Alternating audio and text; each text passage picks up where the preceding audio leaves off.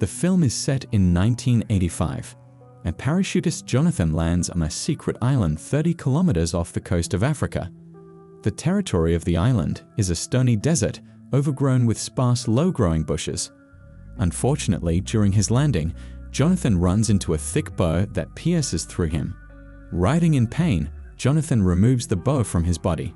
He then pulls out a cigarette case and finds that most of the cigarettes are broken.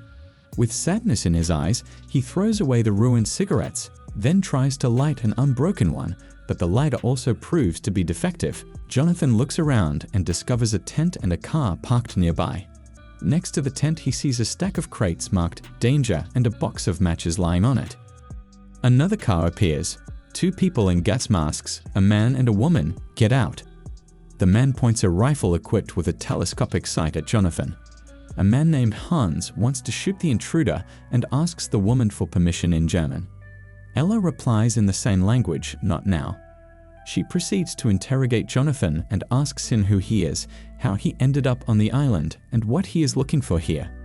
But Jonathan jokes around and tries to avoid answering uncomfortable questions. However, Ella insists on a productive dialogue, threatening the stranger that Hans will shoot him. The guy sees the inscription on the box and says his name is Jonathan Danger. She then gives Jonathan 30 seconds to answer her questions or Hans will shoot him. Jonathan says that he sells exotic experiences for rich people. It turns out, Jonathan has asked a guy he knows to arrange a parachute jump for him. Ella becomes curious as to how the stranger is going to get back.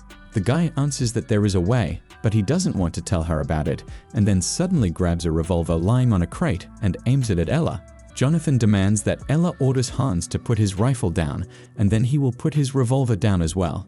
Ella insists that Hans has a bigger gun, but the stranger replies that size doesn't matter and quickly proves his point in the argument by shooting his opponent. Wounded in the hand, Hans drops the gun, and Jonathan immediately warns him not to even think about picking up the rifle. Assuming the keys are in the car, Jonathan gets in, starts it, turns around, and drives away from the tent. Ella and Hans shoot after him, but miss their target, and Jonathan successfully leaves the sweet couple. Hans tells Ella that he is out of ammunition, but Ella replies that they still have some, and then shoots Hans in the forehead at point-blank range with her gun. Soon Jonathan begins to lose consciousness from blood loss. He tries to resist the urge to sleep, but he fails. In his sleep, his young daughter asks her beloved father to stay awake. Then the little girl disappears in the flames that engulf the house she was in. Suddenly, Jonathan regains consciousness and continues driving on. Jonathan pulls up to a tent with an American flag on it. Next to the tent sits a guy named Wild Jim, holding an assault rifle in his lap and listening to 80s disco music blasting from the speakers of a cassette recorder. Eventually, Jonathan loses consciousness and his car stalls. Jim approaches the car with genuine interest and brings Jonathan to consciousness with a powerful blow to the shoulder. He then informs Jonathan that he hates communists, and again he shuts him down with a butt to the head. After a while, Jonathan wakes up sitting in a rocking chair, with his hands tied with rope to the armrests. Sitting across from him, Jim plays with a scary, huge knife and demands to know what the USR State Security Committee agent is doing on the island. Jonathan claims to be an American, but Jim doesn't believe him. He thinks that the stranger speaks decent English because he was well trained in spy school. Moreover, he thinks that he came in a Russian Jeep.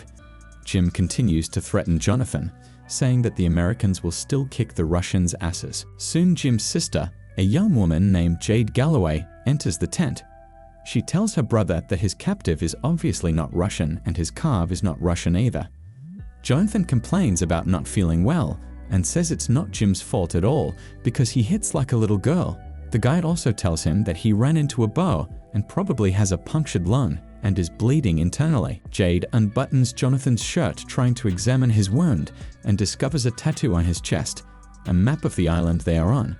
Jade cheerfully tells Jim that now they can finally find the temple and asks him to check his captive's belongings. Jim says that Jonathan only had a bag with him, which he opens and pulls out a burnt teddy bear. Jonathan insists that Jim return the toy immediately or he promises to kill him. It turns out that the fluffy toy belonged to his daughter Violet, who died in a fire in 1982. Suddenly, voices could be heard outside. Several soldiers with rifles in their hands and gas masks, conversing in German, surround the tent. Realizing that they all need to act quickly, Jade cuts the ropes with which Jonathan was tied to a chair. The three Americans successfully jump out of the tent. Jonathan and Jade hide behind a large rock. The guy complains that he has a revolver stuck in his pants and can't get it out on his own without giving away their location, and asks the woman to do it. Jade refuses at first, but Jonathan quickly convinces the strictly mannered girl that it's a matter of life and death. Jade puts her hand in Jonathan's pants, but he demands to look for the revolver instead of pointing at it. Suddenly, two riflemen run up to the rock. Jade pulls out her revolver, stands to her full height, and at Jonathan's command, shoots the attackers. At this time in the tent, Dr. Delano Davis is dissecting a charred corpse. That Davis has no medical training is evidenced by the stethoscope hanging around his neck, which clearly cannot be needed to examine a corpse. Ella enters the tent. Davis hands her a piece of charred flesh and informs her that the man died of throat cancer, though he was healthy 2 weeks ago. The doctor notes the radiation coming from the temple and that it is spreading faster and faster. Ella warns the doctor that there are now as many as 3 Americans on the island. She thinks that Washington clearly knows something and looks at Davis with suspicion. She then raises her hand to the sun and leaves the tent to Davis, growling that Ella is a damn Nazi. After a while, Jim, Jade, and Jonathan stay for the night. Jonathan wonders why they are looking for a temple, a place that can transport people back in time.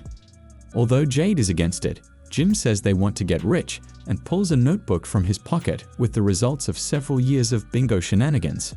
Jim goes to sleep. Jade and Jonathan step aside and have a heart-to-heart talk. Jonathan talks about wanting to go to the temple and travel to 1982 to save his daughter. In turn, Jade dodges the question of why she and her brother really want to go back in time, realizing that Jonathan does not believe in the legend of winning the bingo. Then she treats Jonathan to alcohol. They drink rum from the neck. Both talk about growing up in families of alcoholics. Jonathan tries to hug Jade, but she pulls away, saying that if her brother found out, he would kill him. Jonathan excuses himself that he is just very drunk and that trauma and hunger are to blame. In the morning, Jim wakes his sister, who is asleep in Jonathan's arms, and begins to reproach her for hooking up with a Russian spy. The quarrel between brother and sister is interrupted by conversations in German by riflemen in gas masks. Jim manages to slip away, but Jade, along with Jonathan, are captured. In the tent, where Davis is examining the set of surgical instruments laid out before him, the captives are interrogated by Ella. She says that Davis will torture Jonathan if he doesn't tell them how to get to the temple. The doctor then explains to Jonathan why he defected to the Russians. It turns out that during World War II, after being shot twice in the leg, he was dragging a wounded commander to a field hospital at the front in Berlin. But the local surgeons simply took it and amputated his leg even without anesthesia. His father and brother died in the war, and then he was informed that the Soviet government was hiring Nazis. The Russians easily recruited him, gave him an education, and made him a titanium prosthesis. The captive says nothing, and then Davis, on Ella's orders, deprives Jonathan first of the little finger and then the ring finger on his left hand. Ella ironizes that it will now be difficult for Jonathan to masturbate. At this point, the captive agrees to help Ella. He will take them to the temple and tell them the secret code needed to launch a special machine to move through time. However, he has one condition: they must allow him to go to 1982. Ella agrees, and Jonathan asks her why she needs to go back in time. Ella jokes and says that she needs to prevent the impending destruction of the Soviet Union, which everyone is guessing about today. But what she really wants to do is go back in time to prevent the defeat of Germany in Second World War and prevent her country from splitting. After a while, Ella, along with the soldiers, Davis, and the 2 captives, enter the temple, which is located in the bowels of the mountain. The temple turns out to be a time travel ship which arrived here from the future. Inside the ship are 2 decomposed corpses dressed in spacesuits. One spacesuit has a Soviet flag on it, the other an American flag. Suddenly Jim, who had been waiting for them here, appears and shoots Ella, Davis, and the soldiers in gas masks. Dying, Davis says that he deserved to die because he agreed to cooperate with the Nazis. Jonathan dials the code on the control panel, starts the ship's energy system, and enters the capsule with Jim and Jade, and they are transported to 1982. At this moment, Ella comes to life. She sets the date on the control panel 1 day ago and smilingly enters the capsule. In the last scene, we see a parachutist who lands on the island and discovers that he has a bow stuck in his side. Like and subscribe may look simple for you, but for me, it's very valuable. Thank you so much for support.